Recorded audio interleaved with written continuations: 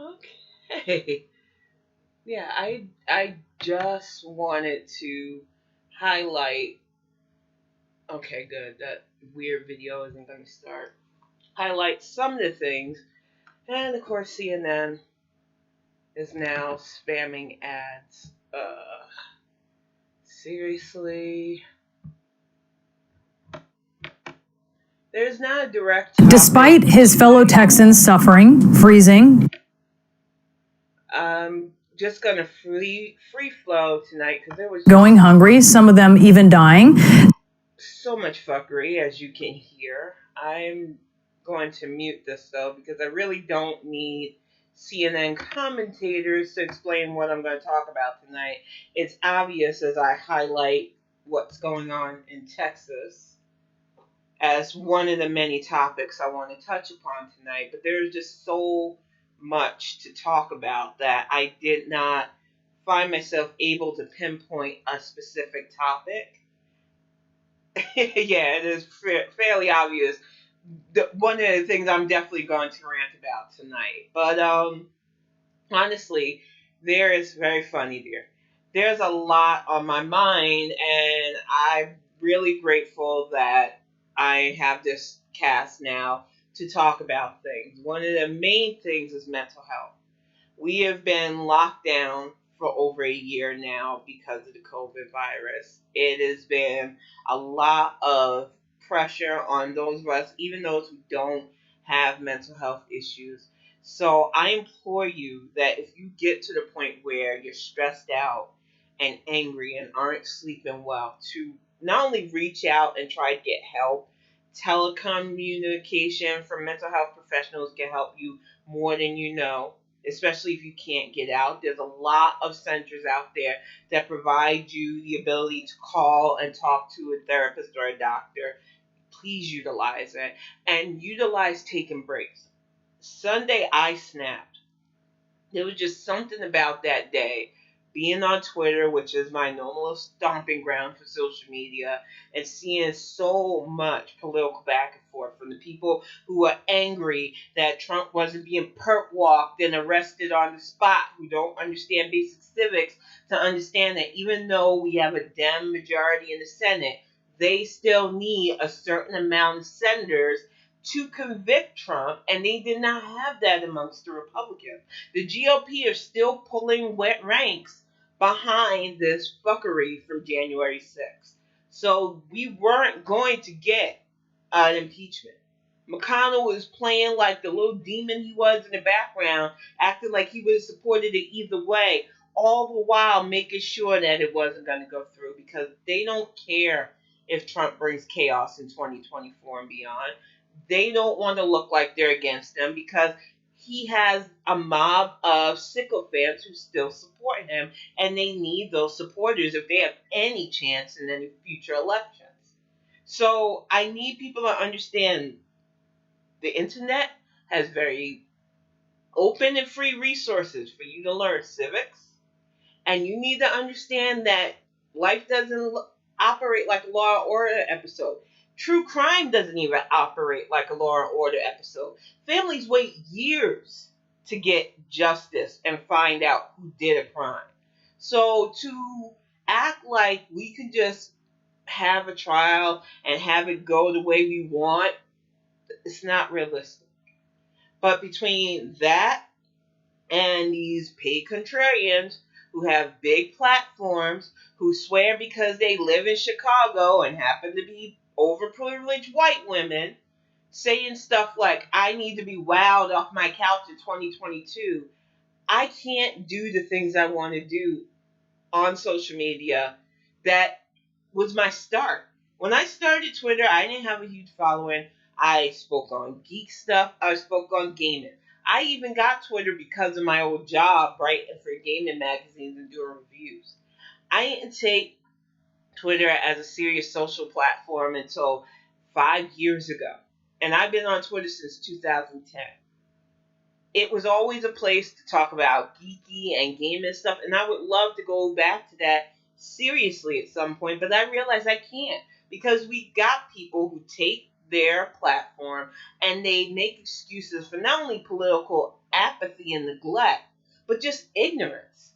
When you're saying stuff like, oh, I live in a safe district, I don't have to vote, you're telling more people to do that. And if enough of you motherfuckers don't bother to fill out a ballot, we get fringe nut jobs running stuff. And as you've seen from Texas, when you have enough people that don't give a fuck about their constituents in leadership positions, people suffer and they die. Incompetence is the last thing we need. And you know how we get incompetent leadership? It's not just because they can trick enough people into voting for bigotry. I wish it was that simple. It's because enough people, exactly, they go to Cancun, dear. They get enough people who have the ability to vote, that don't have any obstacles to vote, to say, oh, I'm not going to be wowed off my couch.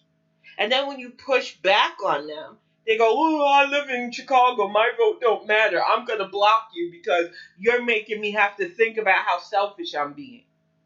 There's an issue with our country where people who have the most ease of access to voting, the most responsibility to do right by this country, because so many of their demographic don't do right by this country, who refuse. But then they'll be the first one in my face, in my mentions, talking about they're my ally. How? If you don't vote, you're not an ally to me. Because you're saying that the issues that I and many marginalized American citizens still go through and fight to this day isn't enough for you to get up off your butt. And then I think her state, because this was a young lady that people kept retweeting in my timeline, you can actually fill out absentee ballots. So she doesn't even have to get up off her couch. She's just being a trifling, overprivileged helper who doesn't want to vote and who will give enough people like her the same excuse that they have to be wowed. I have never, in 43, almost 44 years on this planet, had the luxury of believing that I could just skip an election because I wasn't wowed. I've never had the luxury of just voting for somebody who says something I like, because I have to be pragmatic. I want the politician that not only does the least harm to fellow Americans, but somebody who's going to get the job done. Somebody who's going to work. I don't have to personally like them. I don't want to share beer with them. I want to know that they're in office doing the job to help the people in this neighborhood and beyond survive. We have that right now with Governor Whitmer. We have it with Senator Stabenow.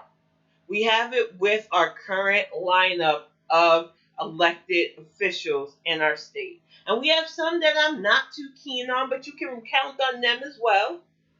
Plenty of times I've had to reach out to their office. Plenty of times Axie and his family had to reach out to their office. They respond.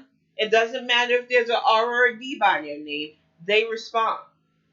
But the problem is there are a lot of fringe wackadoos who've seen that Trump was able to be elected president, and now they're trying to gun for positions. Like we have this weird Chronicles Maximus. I don't even want to give his name amplification, but if you search for the brother man who decided that he wants to attack Black history as his run for Michigan governor, I'm sure it won't take more than a Google search, because that's how he came out swinging. He wants to end Black History Month. I wish him luck in his endeavors, but he ain't getting my vote. And he's not getting a vote from anybody that I personally know in this state either. Because A, if you're going to be a black man, at least be smart. B, attacking Black History Month on Black History Month as your flex in running for governor is the most dumbest political launch I've ever seen in my life. And I've seen Kanye West's political launch. Speaking of which, I feel nothing about him getting the divorce. I knew something was on the horizon when all these rumors about him and some makeup guru on YouTube was going around, and his wife, who has 50 million publishers, didn't jump ahead and stop those rumors. Whenever a celebrity couple has constant rumors or leaks going out, don't be surprised if a divorce follows up. That means either one or both just stop giving the crap about what gets leaked out about them because they're too busy fighting over who gets what assets. So while I feel bad for the kids, Because as a child of divorced parents and as somebody who's not had a stable relationship previously before I met the love of my life, I know it's not easy on kids to come through that. I'm hoping that those two are mature enough to co-parent, but I don't have faith in that. So I'm just saying. But there's just so much on my mind, and the Texas thing bothers me because not just having friends and people I care about down there, but just the attitude that some people have had of, oh, it's a red state, they get what they deserve. Nobody deserves to freeze in their home because of incompetent leadership. And yes, the majority of Texans tend to lean towards voting for incompetent men like, yes, you are stable, dear. Incompetent men like Ted Cruz and Abbott over competent men like Beto, who, even though y'all don't deserve him, he was out there hustling, make sure that people got resources and supplies. He was doing the job that Ted Cruz should have been doing while his ass skipped over to Cancun and threw his family under the bus for doing so. But what Ted Cruz doesn't realize is that he is so hated that even his neighbors and friends dropped a dime on his family, invited people to go to Mexico with them. And like somebody very aptly put on Twitter that made me laugh, it's funny how that man ran to Mexico to escape his problems, but campaigns on how he wants to keep Mexicans out of our country. Bigots. They make no sense whatsoever. And the good old boys of politics need to go the way of the dinosaur. If you need any more proof of that, that guys like Lindsey Graham, Mitch McConnell, Ted Cruz, Greg Abbott, DeSantis, all of these people are operating on this country club, good old boy mentality that they can convince enough people that, oh, you will be favored if you elect us. We'll treat you like the better citizens. We'll allow you to act like it's the days of Jim Crow. But when push comes to shove and natural disasters hit, they'll leave you high and dry because they don't give a crap about your safety. They don't give a crap about your stability. They're in it to line their own pockets. And they teach you to demonize helping others out because in your mind you say, well, if we give them, it takes away from us, without realizing that if people have opportunities, including education, housing, food security, they're less likely to commit crimes. And I can't believe that in this day and age, we still don't have people that understand that. Instead of just throwing crumbs at people, building stabilized communities where they have education and where they can value where they live and have security goes a long way in not only stabilizing our economy, but lowering crime, thus lowering the need to have a violent militarized police force, thus having the impact of things like hard drugs in our society. Drugs are used for an escape. I know that there are some privileged people that use drugs just because they can, but in a lot of poor neighborhoods, it is the only way to escape the reality that your life isn't going to get any better. And it's an easy escape for a lot of people. And all you want to have judgment on these poor neighborhoods without worrying about if we got the help for these people and actually help build solid communities, they will be less inclined to fall into those cracks. I can't believe I have to say this, but they've roped enough people into believing that, nope, as long as I have mine, who cares about them? And then you have the fake ass brigade coming from the far left talking about, oh, we care about that stuff, but we got to get ours. Pay off our student loans and it'll trickle down. I am so sick of people trying to disguise trickle down politics into whatever passion project they're trying to push, whether it's forgiving student debt or whatever nonsense they have to not address the systemic issues that we keep ignoring that is not getting any better. If you want lesser crime, thus needing lesser brutal police. We need to invest in raising up areas that they just deem rural and urban that can't be helped. There is no reason why less than 20 minutes away from me, there's a full ass city just decaying because nobody gives a crap. There's another city not more than 30 minutes away that still can't drink their water here in Michigan. And even with the leadership we have, we still could be doing a lot better in this state. But we need people that give a fuck. What happened in Texas is nothing new. Look at how Sandy was handled.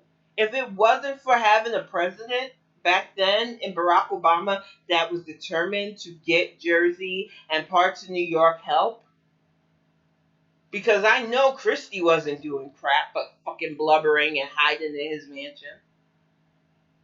We have to do our part. There is no such thing as a safe district, and there is no such thing as an unwinnable district if we put our minds to it. People were so ready to write off Georgia. And not only did we win, but we got both Warnock and Ossoff into the Senate. That was on the backs of hardworking people like Stacey Abrams. And every state has somebody who could do that work. But they can't do it alone. Stacey had a coalition of people working with her, helping get people registered, figuring out how to get around certain trickery that goes on in Georgia. And I should know, I lived in Georgia briefly. But it takes the desire to do that. And you can't be, oh, I'm about BLM on Twitter, but do absolutely nothing to move the needle in politics. It's like I said, people love to be like, oh, I live in a blue state, it don't matter. I was born and raised in New York. And let me tell you, I grew up on the most racist ass borough of the 5 boroughs, freaking Staten Island. So when people are like, oh, New York's a safe, it's a coastal elite, it's all blue, I just stare. Because I've not seen a Democratic representative in Staten Island for a long time. I don't even think I can name that many from my borough. And I've seen plenty of Republicans causing a ruckus in upstate and New York City politics. Rudy Giuliani, anybody? That was one of ours, and he was always a Republican. So let's not get it twisted about what's safe and what's not. We are literally in a day and age where people become famous for making a viral dance video looking like one of those wavy inflatable arms things, where you can make money showing all your business on YouTube and become internet famous. So we cannot sleep on having an actual political investment and a social conscience, because we are watching generations grow up devoid of that. They don't care how they become famous. They don't care how they make that bag. That's all they want to do. So it's up to those of us who see the fuckery for what it is to continue to fight, but to bring as many people as we can that are receptive to actually getting work done. We can't keep chasing people with big platforms that obviously don't give a fuck, who thought I could talk about voting, I could say I'm going to vote, and then turn around and find out that they didn't. Like, you can check who does what. I make sure when people look up my name, because I'm not anonymous, they can see she's voted in elections. I don't play around like that. I get registered to vote in every state I've ever lived in, and I make sure that I update my information every time I've moved. And I've moved quite a lot, which is why I tell my significant other, I'm not planning another state move anytime soon, if ever. I want to plant my roots and settle down.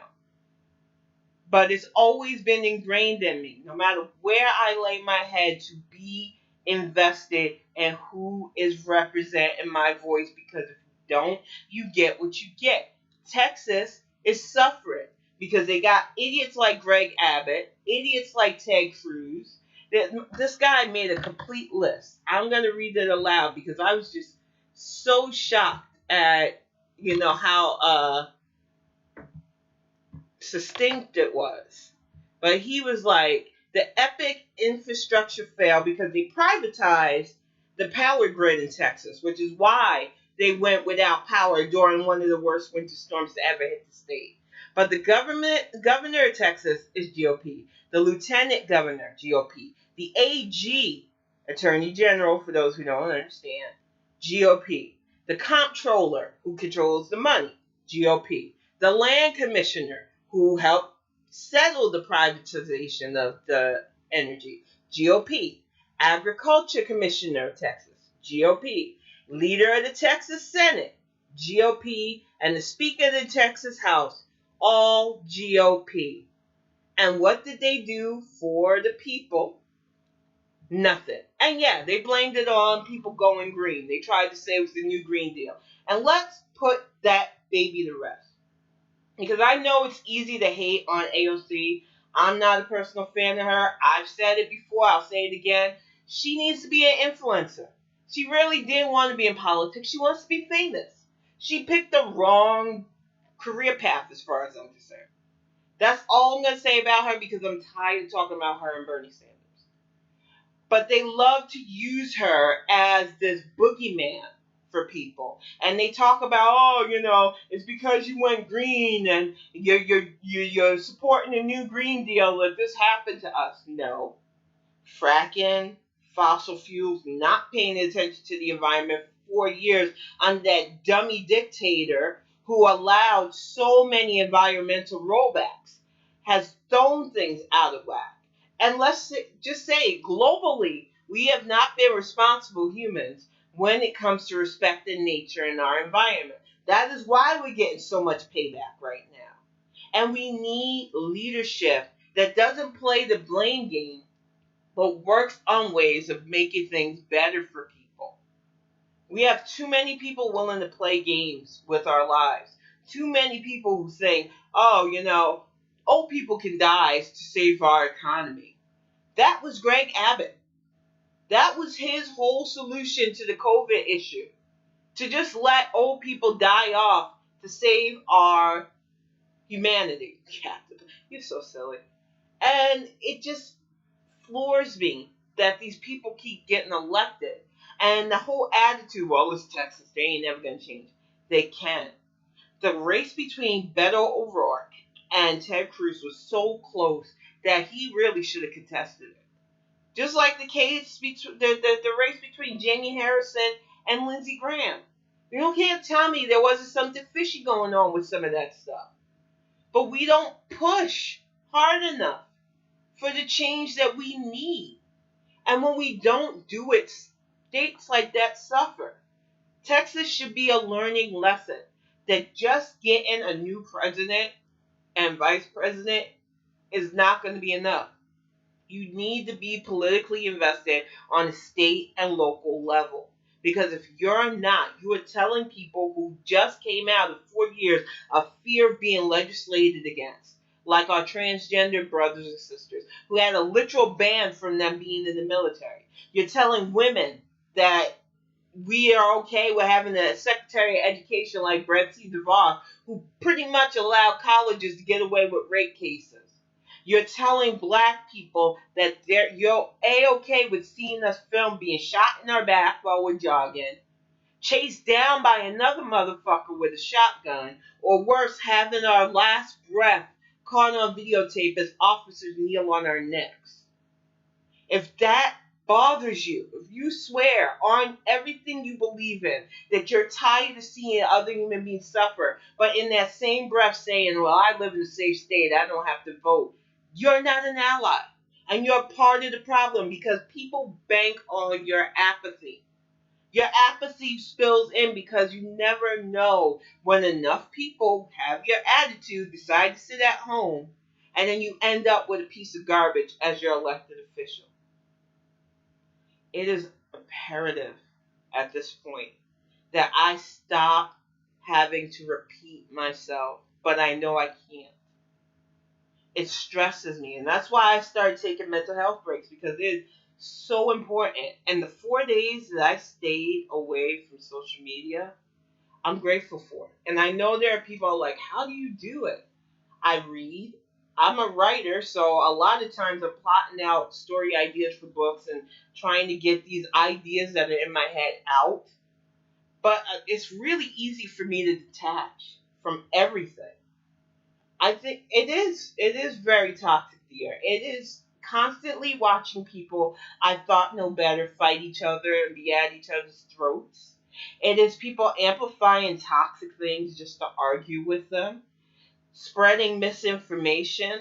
I constantly have to deal right now with people who hit up my DMs for anything from me helping them out with things, which I don't mind if I can to a certain extent, but I'm only one person. I am at limited resources myself. I'm not saying this for any handouts. I am doing okay, y'all. But there are a lot of people who see that you have a certain number of people following you, and they hit you up over and over again to retweet their GoFundMe's or, ask for help. And it's like, I get that I have more eyes watching what I tweet, watching my vlogs and stuff, but that doesn't mean they can come out of pocket too all the time. And I don't want to turn away people that are legitimately looking for help, but it does become overwhelming at times. It's to the point where I don't even like looking at private messages right now. And I hate when a tweet of mine takes off because I guarantee I have like 6 or 7 people in my mentions asking me to help them tweet out their funds, their GoFundMe, or, saying that they didn't get enough donations. And I feel bad, so I do it because I don't want to see anybody suffering. But it's just like, dude, you are a drop in the bucket of people who need help. And I have to start cutting that stuff off. If I see you in my mentions more than once doing that, I'm gonna try to not be rude about it, but I'm gonna stop reposting you. Because if people aren't donating, and I've put you out there to the amount of followers that I have, it's because they can't. I wish I had the funds to give to everybody who hits me up in DMs with a need, whether they need money for food or clothing or shelter. But I don't have it either. I have just enough to get by taking care of my family. And I feel like a lot of people see my numbers and not me as a human being anymore. And I don't like that shit. The people that I follow are humans. I interact with them. I talk with them. A lot of them I think I could be friends with face to face because of how well we get along. I don't appreciate people looking at that as, oh, that's an opportunity for me to utilize her to ask for money for me. So if that is your lean and you're following me, I suggest you forget that path because I'm going to stop doing that. I used to feel like it was my responsibility to highlight stuff like that, but it gets overwhelming, and it's hard to divide between the people I feel like really need a retweet or me amplifying their need versus people who are just using me to get extra funds for whatever frivolous thing they want. And like I said, I've never shat on people who legitimately have to panhandle. When I lived in North Carolina, we couldn't even go to the grocery store without people outside of it with signs, needing money, needing help. Sometimes they gave it, sometimes I had to walk past them. It hurts to not be able to help people. But I had to realize that there are times where I didn't have an extra $5 to put in people's pockets. I didn't have extra money to pull out of my wallet and just give to the person holding up the sign. And I'm not one of those people that are like, oh, they have all the energy to do that. They should be able to get a job. You don't know people's mental health.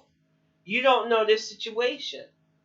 But I do understand how tiring it can be when you notice that people are using you and your follow account to amplify their need. And like I said, anybody can portray themselves any way on social media. Even as real as I try to be, I only show so much. There are very few people in this world that can say they've seen every side of me, good, bad, and in between. Axiom is one of them, and my kids the other. That's because I can't act any other way around them. They are the closest people in my life. So I don't have to put on a front. I don't have to put on a face. If I'm in a bad mood, I can be in a bad mood around them. If I want to be quiet, I can be quiet. I don't have to fake a funk. And on social media, as much as I try to be honest at times, it sometimes backfires and I pull away. Like when I talk about mental health. I would love to be open and honest about some of the things that goes on in my mind at times, but I know I can't. I learned that a few weeks ago when I talked openly about being diagnosed as a sociopath. Why? Because there are a lot of people that don't know the difference between a sociopath and a psychopath. You interchanged them and you thought that the doctor was insulting me. No, sociopaths have very different disorders from psychopaths. They both have tendencies of emotional response, but a lot of sociopaths, like myself, are withdrawn. We don't want to deal with society. Society gives me a headache. The social norms that I force myself through when I have to exhaust the heck out of me. And I am much happier, and I'm sure Action can attest to this, when I'm left alone. Just me, him, and kiddo would be my happy for the rest of my life. And it's bad because I do like talking to people online, but face to face, nah. I'm very good with it just being the three of us. And I've been that way since I was a kid. I was always lost about that because I had a big gregarious family that loved to party and get togethers. And I always had friends, but it was emotionally and mentally exhausting for me to deal with all of that. And we didn't have terms like introvert back then. And my family wouldn't allow me to be diagnosed, even though, even as early as junior high, they felt I had emotional issues.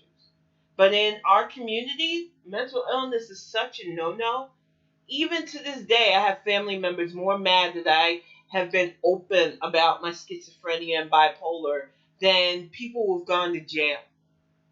And there's nothing to be ashamed about. Mental illness is an illness. It is not a character flaw. It doesn't excuse me if I do something blatantly wrong either. But people don't want to hear that because it's easier to just cast people like me to the side and not look at us like we're human beings and figure out how to help us. And that goes into the funding thing too. Because it's men like Ted Cruz, men like Abbott and DeSantis, and all these other GOP fucksticks who cut funding for mental health along with public housing and education. And when we are an educated society, we can have more people who need help get with their mental illness getting that. But no, we rather remain this ignorant wannabe country club where some of you really think you are just displaced millionaires just waiting for your heyday so that you can be better than everybody. We have a real problem, America. And I realized that no matter how much I want to get back to the way it was back in 2010 and 2012, where I was focused on geeky gaming stuff and comic books, and my tweets didn't really have a ring for social and political issues. Even though I kept active in those things, I didn't want that to be a part of my online life. My online life was supposed to be for escaping. It's how I met Axiom. We played games together. That was how I viewed the internet for the longest time. But I realized that as I got older, especially since I am a very opinionated person when it comes to what's right, what's wrong, and speaking up for people, that it's a good platform for that. And then I can't just shy away because it gives me a headache. And I can't just shy away from speaking up on the things that are wrong because I'm not into it. You know, there are a lot of good things that I've been enjoying. Without giving too many spoilers, I have been wholeheartedly in the WandaVision. I tried to wait for you, Axiom. I couldn't take it no more. It's just that good of a series. We can binge watch it together. But the way they're portraying that storyline I don't know if I've made it clear on this cast, but anybody who follows me on Twitter won't be surprised by this. But I've been collecting comic books since I was 11 years old. I am a complete comic book geek. I've loved it. It was my way of escaping when I was younger. And one of the stories that came out almost 20 years ago was the M Day thing. And the reason I love that storyline, and it was a part of a larger storyline with the Scarlet Witch, was the fact that they didn't shy away from her mental illness and how her mind was fragmented from different traumas and how her powers manifested from that mental illness trauma.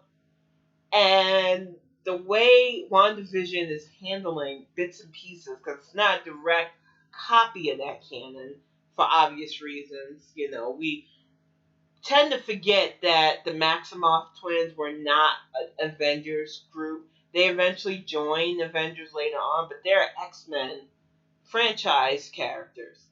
But because of the things that went on with Marvel back in the 80s and the 90s finance-wise, Fox Studios own X-Men. And I'm not going to derail for geeky topics for too long, but this ties into my mental health thing. So a lot of people forget that Wanda and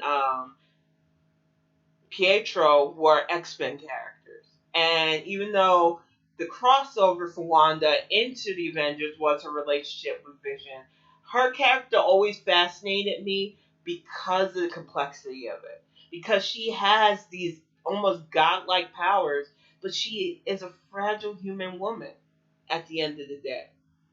And her mind was not okay, and she did some really devastating things.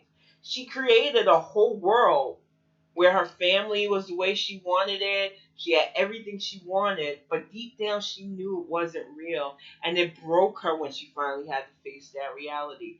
And I love that about MJ because it was the first time I ever seen somebody who was considered strong because of their powers just shown to be really fragile on the inside. And how do you cope with somebody that powerful being that mentally messed up? And as I was reading that story, especially, I was going through being a new mom, leaving an abusive relationship, and dealing seriously with my schizophrenia diagnosis. And it was hard. I did not want to admit still back then that I had those issues. But I knew, especially having a young life dependent on me, my son who turned 16 yesterday, I'm really happy about that. But knowing that I had to put his life first, I knew I had to start getting help for my mental illness. And I think some people don't realize how much it helps to have things you're into recognize your frailty without trivializing, making you a punchline, without making your illness a caricature. And seeing the way Wanda was written in that end day storyline and seeing the way people handled the situation helped me look for help.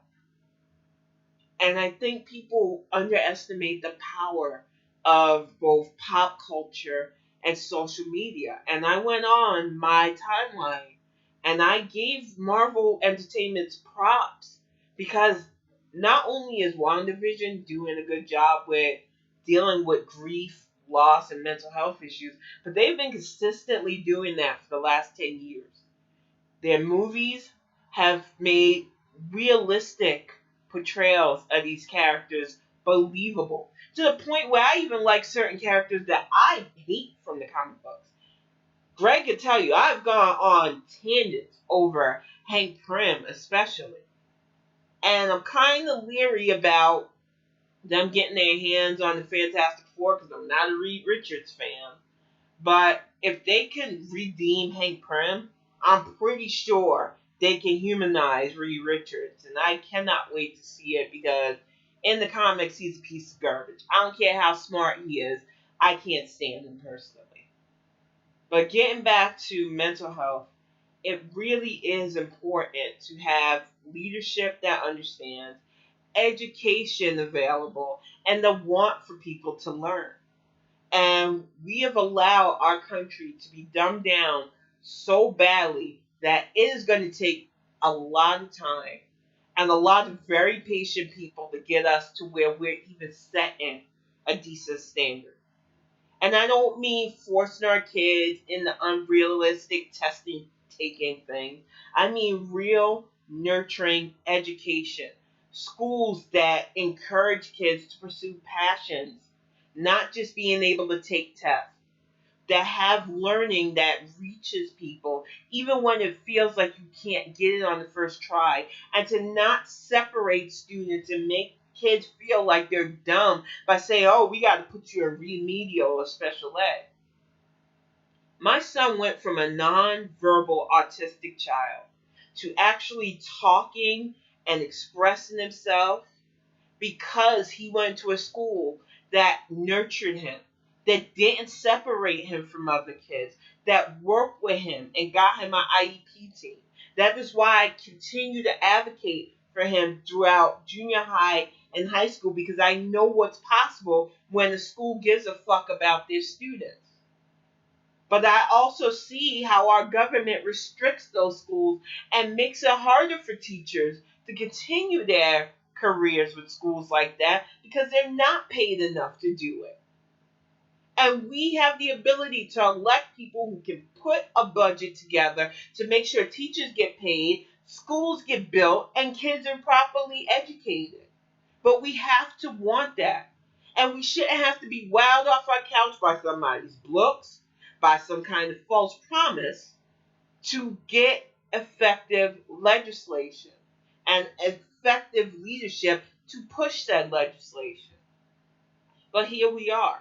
And I feel like those of us who realize that, we are stuck between people who don't care because they want the status quo because they benefit from it in some way, and people who are on the other side who just are too ignorant to understand that you can't get stuff just by shouting it. You have to put in the effort. And there are those of us in the middle who we have to keep on plugging. We have to keep voting. We have to keep reminding people why it's important to vote. We have to keep pushing for legislation that helps communities even beyond us. When I vote, it is not for a parent issue. I don't have the luxury of picking politics on one issue that affects me. I need to know that the people around me are being helped no matter what as well. Because when we are all doing okay, things are better for everybody. You can't just pick one group over the other. That's not how the world works. And until more people get that attitude, we are going to keep repeating this insane cycle. Right now, yes, we have a democratically led Senate and a democratically led House. We have a Democratic president right now. But we have 4 years of fuckery to undo. And if we don't keep politically invested and active, that Senate could go back, that House could go back, and then we have obstruction like we had back when President Obama was in charge. Now, people want to go, well, wasn't it the same for Trump? Actually, no.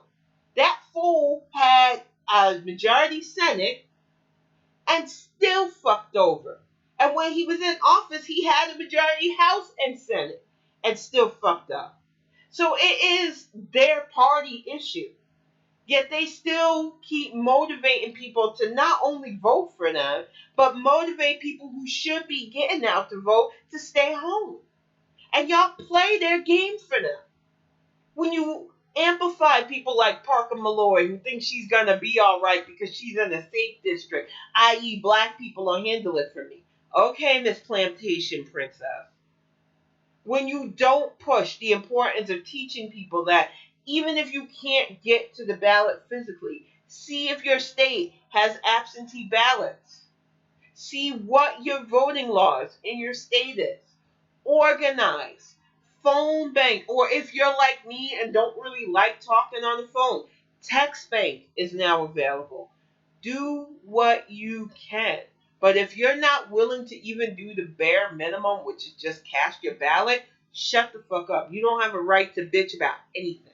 Not about your student loans, not about the state of this country, because you're not doing your part. If you are 18 years old and above, and you don't have to deal with gerrymandering, if you don't live in a district that literally shuts down your only place of voting or moves it out of the way so that you have to go out of your way, hours out of your way, if you're not standing in line 6+ hours just to cast your ballot, you have no excuse not to vote. I have no excuse not to vote. And I say that as a black woman who has lived in states where there was severe gerrymandering. I now live in a state where I can cast my ballot from the comfort of my home. I am a disabled woman, so I can cast the absentee ballot for life if I want to. I can also choose to go down to my voting place, which is not even that far from my house. There is no excuse, and I will not use an excuse.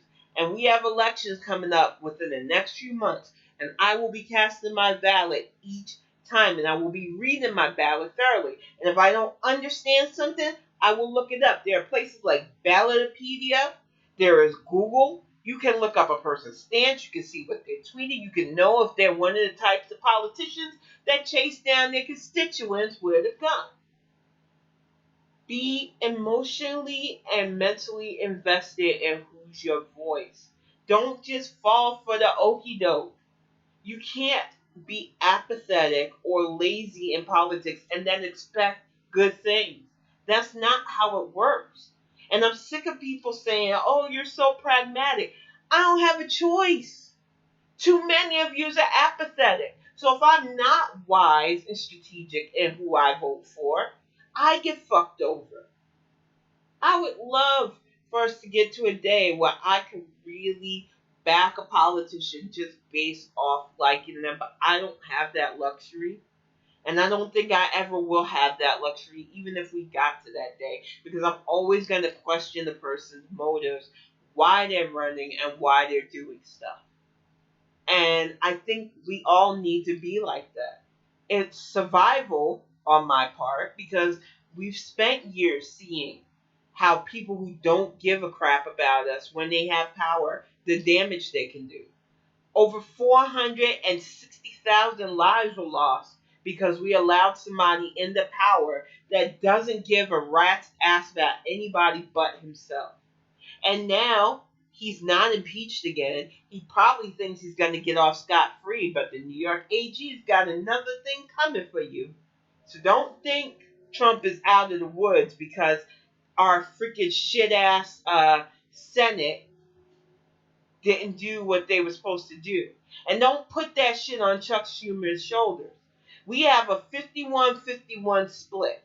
Even if he got every single Democrat to stand the line, there was still not enough for a full impeachment because we still have a Republican group of vested in their own self-interest, biding their time and hoping enough people use their platforms to spread the apathy they need to maintain and keep power. And it is up to people like me to use our voices and make sure that people are casting their ballots. So, like I said, you're gonna get D&D stuff from me sometimes because I'm a Dungeons and Dragons nerd. You're gonna hear pop culture and 80s references. You're gonna hear cartoony and comic book stuff from me as well. But you're gonna keep getting political and social stuff.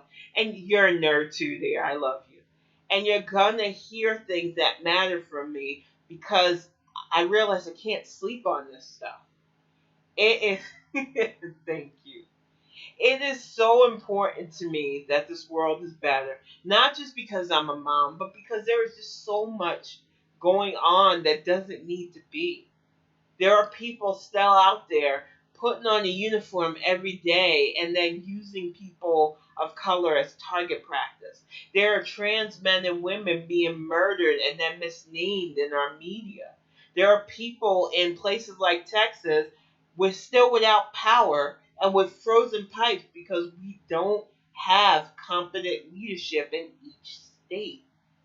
And we still haven't even had the trial for those crazy ass fuckers who decided that they wanted to kidnap our governor here in Michigan. And another murderer is still wandering free after people raised money for him after he gunned down protesters. Things aren't right, y'all. And we can't act like, oh, it's a happy ending. Biden and Harris got elected. That's it. That's all we have to do.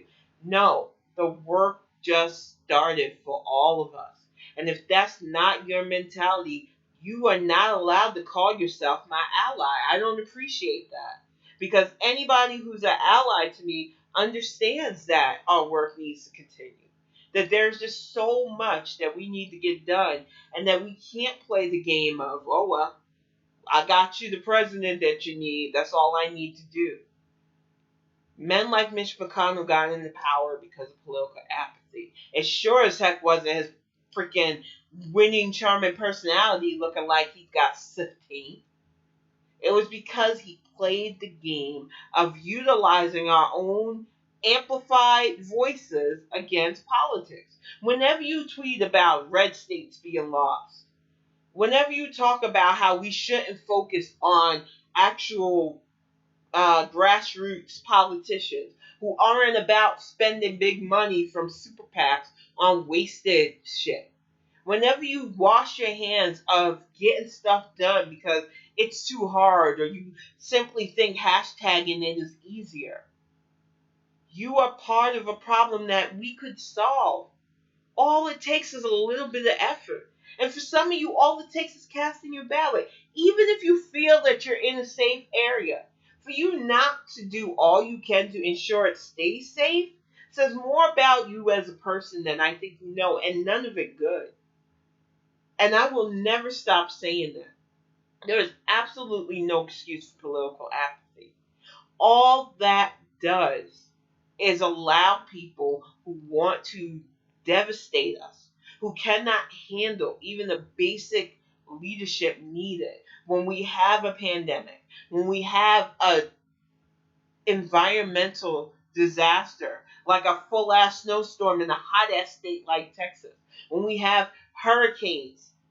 You know, my friend Denise Velez, who I love, she is a political activist. She is an amazing writer, and she is a staunch advocate for Puerto Rico. Every morning she reminds us that Puerto Rico has been without power in many parts since Hurricane Maria almost 3 years ago. That is unacceptable. And I know that we have an administration that will hopefully get on it, but they need a working, functioning House and Congress to continue to provide relief and ways to rebuild ravaged areas. And we can't have that in Texas right now. Biden offered almost immediate aid, and Abbott shut it down. Cruz, who had the nerve to talk about, oh, I made a mistake, was one of the first who tried to deny people who needed help during Hurricane Sandy help. These men don't give a fuck. So they don't need to be having jobs in Texas. And too many of us are like, well, it's Texas, it's not going to change. That's bullshit. If enough of us help spread the word, help make sure that people who are on the ground, getting people registered, getting them out to vote, do what we did during the Georgia election and the national election, we could flip Texas. I full on believe that. We might not flip every county, obviously, because there are some parts of Texas that are going to stay okie from the stokey no matter what. But there are plenty of Texas places in Texas that could really flip if we put the collective effort. I say that about Arkansas too, even Mississippi. Mississippi was a shame because we had Doug Jones there. They actually did what they should have done and had an actual civil rights lawyer as their representative, and then they followed it up with Tommy Tuberville because people got complacent. They thought, oh no, black people will come out again, they'll do it, we don't have to do it. And let me tell you something. We are not your slaves, we are not your mules. If you don't get out and vote with us, our voting power can only do so much. Granted, when we do move the needle, it's obvious, but we can't do it alone. And I got tired because it hit me as people were retweeting that young woman who said she needed to be wild off her couch.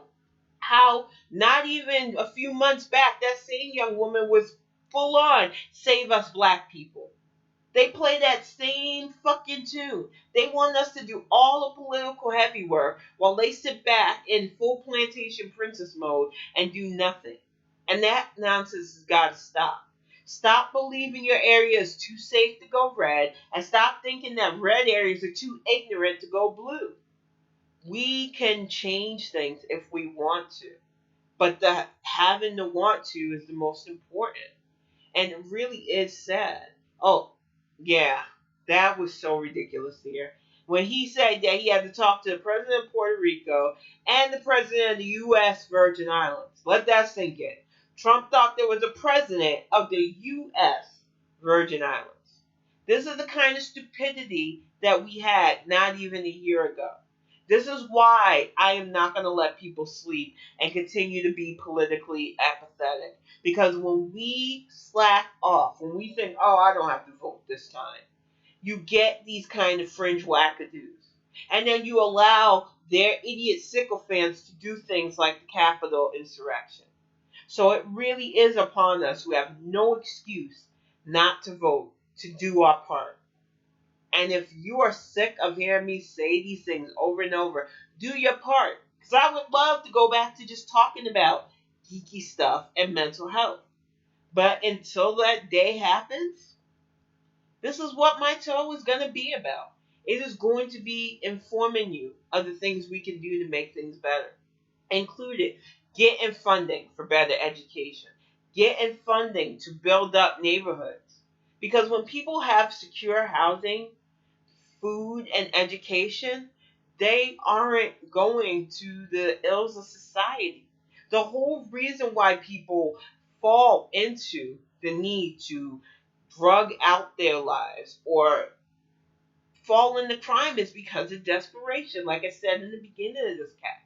Stop making desperate times for people who are supposedly living in a first world nation, and we can really be a first world nation.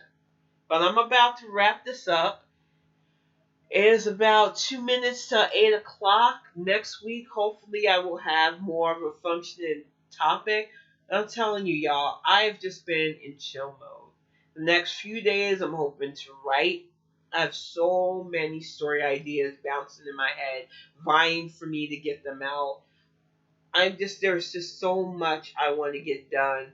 And today, it was just like, I did not have just one thing I wanted to talk about. So it is just a free flow Friday. And I'll probably have a few of those too, depending on my mood. But I think everybody that constantly supports the cast, the work I do, my new newsletter, Bonnet Chronicles, is out too. I'll be writing another post to that and putting that out tomorrow. There's just so many people that help make what I do possible. I want to thank my friend who sent James that vintage 20,000 Leagues Beyond the Sea. I don't do these shout outs to get stuff, y'all. I know a lot of people on social media use their platform for freebies and to get things. If you donate to me, I'm always going to thank you, but I ask you a lot of times, don't do it, especially if you don't have it. Don't put yourself in a situation where you're supporting another person's house when you still got your own bills to pay. I always appreciate when people help, and if I ask for help, it means I really need help. But if I'm not asking, don't feel the urge to do it because I always feel guilty about that. I know I'm actually putting out content and stuff, but I don't do it for donations. And it was hard enough having my PayPal me in my Twitter bio, but that was after 2 years of people literally yelling at me in the DMs to do it. And I've thought about taking it down, but it's just not worth the headache of people yelling at me. So all I ask is if you're going to donate, do it because you can. Don't do it because you feel you have to. And never put yourself in a situation where you can't pay your bills to help me out because I'm going to take care of mine. You can ask Axiom. I don't let a bill shirk. I don't put my kid in a situation where they go hungry. I will be all right. So you will never see me posting like a Patreon or asking you to give me money for doing this. I'm doing this because I love to do it. And I'm not doing saying that to shit on people that have to do that. This is how they make their living. I'm not planning on making my living doing this. I just want to be able to talk to you about different issues. But I'm going to wrap it up. Thank you for tuning in to this Bonnet Chronicles, and I will see y'all next week. Bye, Axiom. Love you.